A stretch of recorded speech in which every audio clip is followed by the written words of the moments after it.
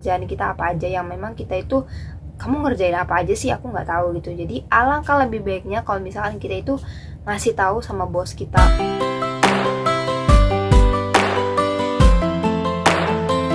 Halo, assalamualaikum warahmatullahi wabarakatuh teman-teman, ketemu lagi sama aku Cici Rosita, pastinya di Rantau Stories Channel.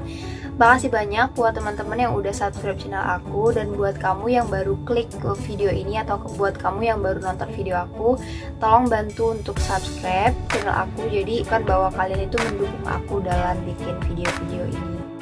Dan ya, di sini teman-teman Rantauers, kita masih belum bisa move on ya dari masalah lockdown ini, khususnya di Singapura, yang memang kita itu nggak bisa melakukan kegiatan seperti biasa gitu, kegiatan sebelumnya, sebelum ada wabah coronavirus ini, yang memang kita itu tidak bisa melakukan aktivitas seperti hari-hari yang sebelumnya, seperti biasanya. Seperti kita ketahui ya teman-teman Rantauers, kalau misalkan lockdown itu ya yang kenyataannya sekarang itu adalah kita semuanya harus stay di rumah aja gitu. Jadi bos kita yang tadinya kerja, jadinya kerja di rumah aja. Dan seperti yang aku bilang juga di video yang kemarin, bahwa pekerjaan yang tadinya normal jadi tidak normal gitu.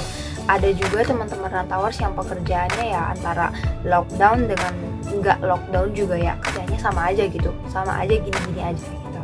Tapi ada juga beberapa teman-teman yang memang kerjaannya yang seharusnya sudah selesai, tetapi karena adanya lockdown ini dan orang-orang pada stay di rumah, jadi membuatkan kita untuk bekerja ekstra. Dan terkadang juga nih ya teman-teman Rantauers, ada di antara mereka yang memiliki masalah dalam pekerjaannya di rumah. Teman-teman Rantauers, di video kali ini aku mau ngebantu kalian, untuk kalian yang memang mengeluhkan tentang masalah lockdown ini, dan untuk kalian yang sering banget dapat masalah ketika semua orang ada di rumah atau stay di rumah dan kalian tidak bisa nge-handle-nya.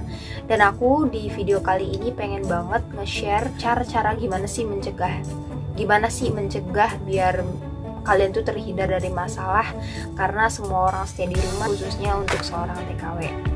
Jadi tonton terus videonya, jangan di skip-skip ya teman-teman. Setidaknya kita itu terhindar dari masalah yang akan datang gitu. Jadi apa aja? Cara mencegah nomor pertama itu adalah bekerja tanpa disuruh.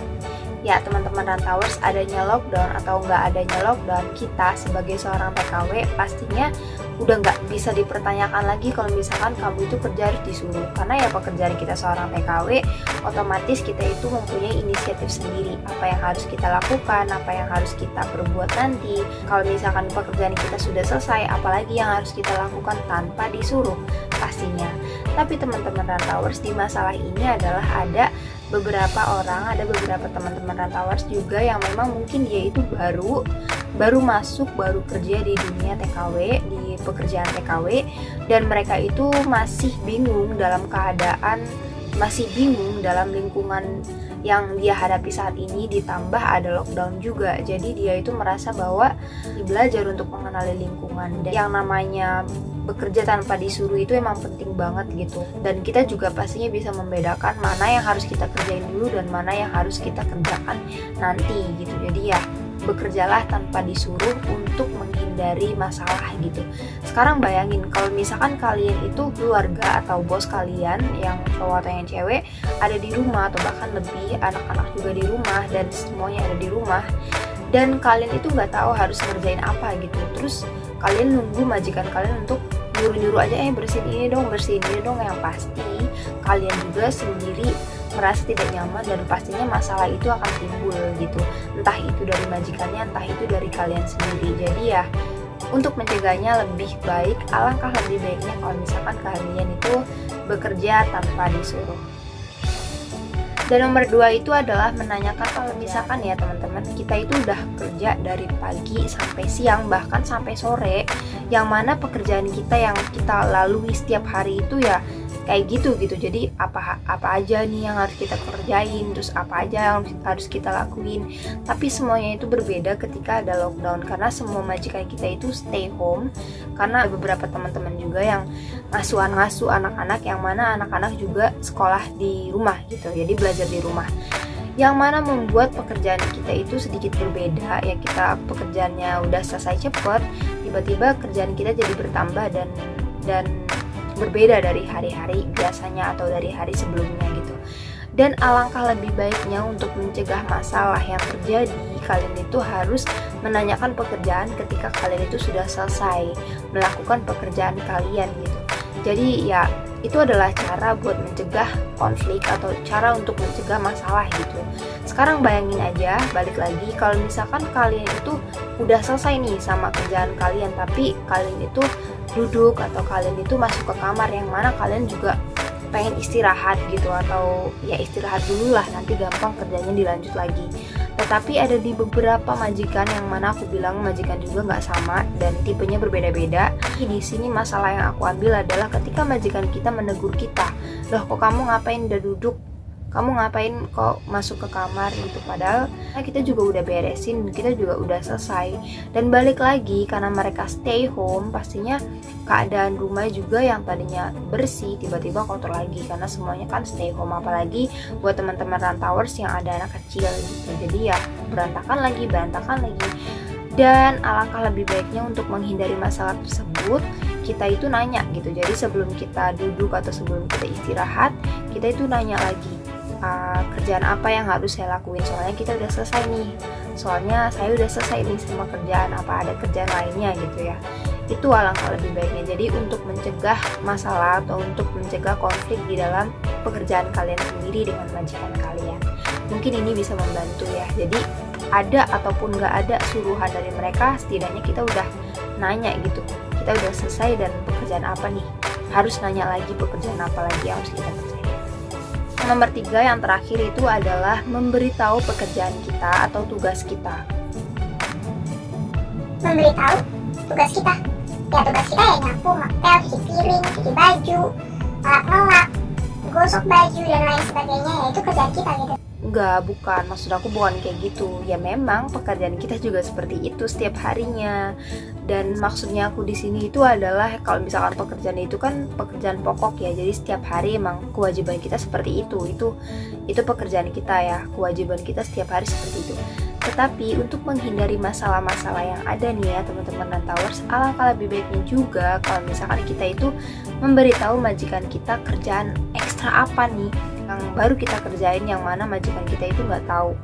Ini khususnya jatuhnya itu untuk majikan yang rewel ya, yang cerewet ya. Jadi ya kalau misalkan majikan kita pas lagi nggak ngelihat kita kerja gitu, atau misalkan mereka juga kan kerja ya, work from home, kerja dari rumah gitu, yang mana mereka juga nggak mungkin merhatiin kita full day kan ya, karena mereka ada di rumah. Bukan berarti mereka itu ngeliatin kita aja dalam pekerjaan, kecuali kalau majikan emang bener-bener disiplin banget, jadi dia pengen ngeliat kerjaan kita itu, entah itu dari CCTV ataupun langsung gitu, ngeliat langsung.